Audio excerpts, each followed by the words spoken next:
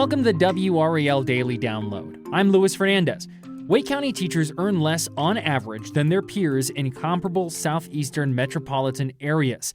That's according to a new WRAL News data analysis. That's despite a recent state budget that drastically boosted early career teaching pay and provided more modest pay increases for more experienced teachers. WRAL's Destinee Patterson and Emily Walkenhorst talk through the salary gap and how this impacts your kids. Here's their conversation.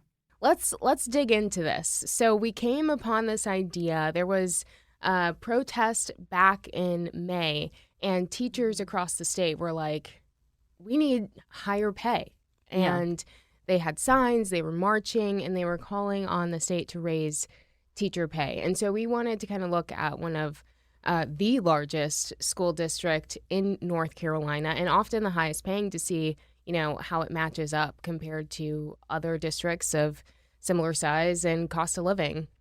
Yeah, so, Wake County, we just kind of always hear about it in this context of, well, it pays better than everybody else, or, about the same as Charlotte-Mecklenburg. They're pretty different they're pretty similar if you look at their salary schedules, just different parts of the state.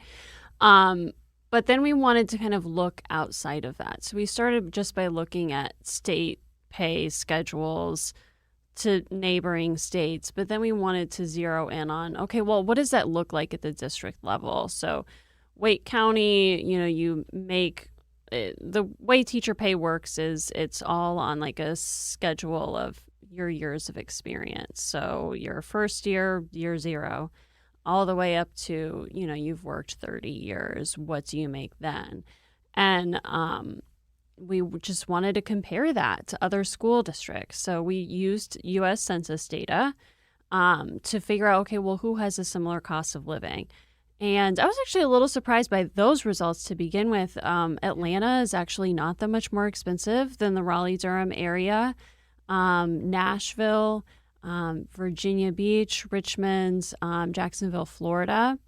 And so those were the 5 that came the closest to matching, according to the U.S. Census Bureau, to matching our area. And we basically just looked at what their salary schedules are from that year 0 through 30 years. And we found quite a few differences. Yeah. I think that the most staggering number, obviously, so within Atlanta, it's worth clarifying, there are multiple school districts. There are 3 school districts within the Atlanta area. So when we speak about Atlanta, it's, kind of encompassing those 3 school districts. But what really stood out to me was this number of more than $500,000. So if you're a teacher here in Wake County, over the course of 30 years, you could be making $500,000 less compared to teachers in Atlanta. That's a staggering number. Yeah, and that was really just the biggest number with the Atlanta school district. But if you looked at, Fulton and DeKalb, which are 2 counties that Atlanta is in, it's still a lot more. It was over like $300,000, $200,000 more in a career in one of those. The number wasn't as high maybe in Nashville, but was still, tens of thousands of dollars more. Some of that matters also when you think about retirement. What is your pension based on? What are you actually going to get paid out in retirement?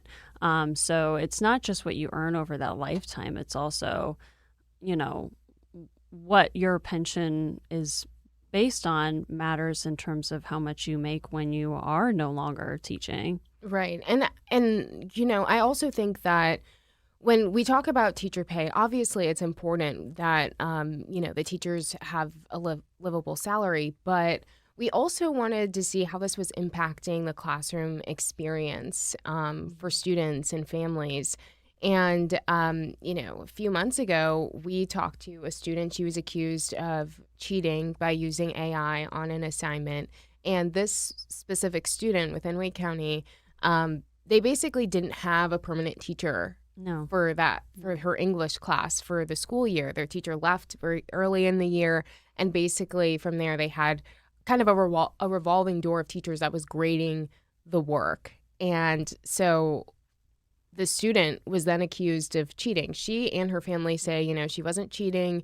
And eventually a teacher was able to reverse that decision.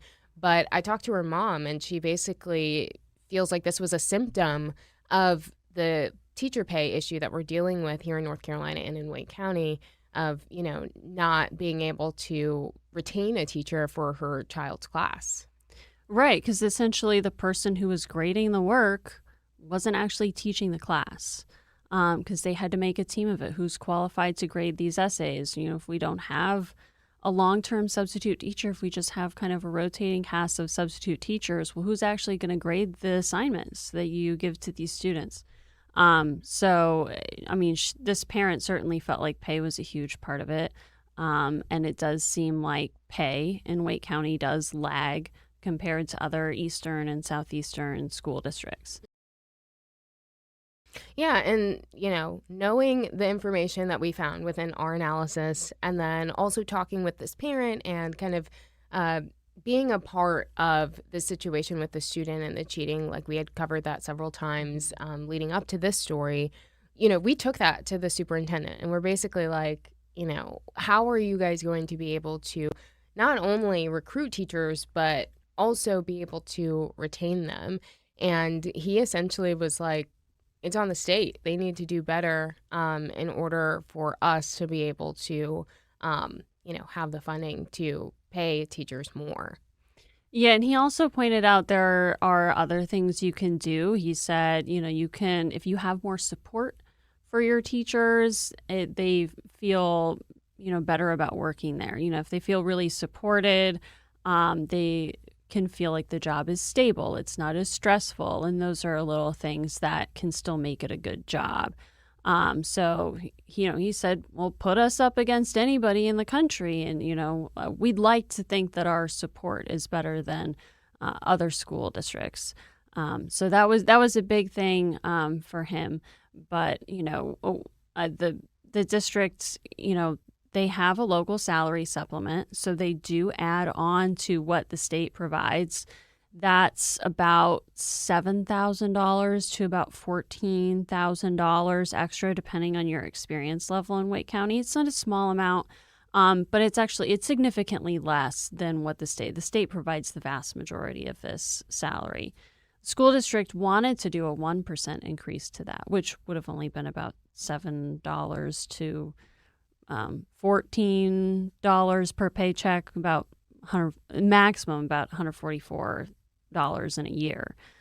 So 1% really wasn't that much. And now they're actually pulling back on that because they think they can't afford that. They think they can save about, $2 million if they don't pay for that. And actually one of the reasons they need that money is because there were pay increases at the state level. And the school district has about 4,000 employees who are not actually funded by the state. They're just people that they've hired using county dollars and those county property tax dollars over the years. And now they need to raise pay for those same workers just to match what the state is now providing. So there's just a lot going on in terms of who's responsible for what, and not necessarily a lot of agreement in terms of, who really should be stepping up. Right. And I think that, not only based on our findings, but knowing that the county is trying to, match the pay and be able to do this supplement. So like in my reporting, if you watch our story, we use the word planned because that was initially part of the plan to be able to include this 1% supplement. And now it seems like that might not actually be the case. We did take our findings to state lawmakers since the superintendent had mentioned that. I think not really surprisingly along party lines from the lawmakers that we heard back from. Democratic Senate Leader Destinee Batch, they basically say it's not enough. The state needs to do more. It took way too long to get this passed. But then you have Dustin Hall's office that's saying, well, Wake County should do more and not depend on the state. And they have passed these pay raises, which you just mentioned, Emily. So I think that, the whole teacher pay conversation, there's always a lot of moving parts, but especially right now we see the largest school district trying to, when I talked to someone at the district, they even said that this was kind of a good problem to have. It's like they want to be able to match and match these teacher pay raises, but they're also in a bind because of funding in general. Right, and that's a whole other conversation, maybe some additional podcasts about just the nuances of some of these things, and why the school district has about 4,000 locally funded employees to begin with. So it's just a tension that comes up in the state budget every year. So there's a lot to follow, in the months going forward, and even the next budget cycle, which was always here before we know it. So Destinee will keep reporting on this, right? Yeah, absolutely. It's a gift that keeps on giving. Thank you to Destinee and Emily for that conversation, and thank you for listening to the WRAL Daily Download and for making us part of your morning routine. Find the latest North Carolina news on our YouTube page. Just search WRAL. Another great way to get WRAL news is the Morning Briefing newsletter. It's a daily email with Triangle news, events, and headlines to help you get ready for the day. Sign up at WRAL.com/newsletter.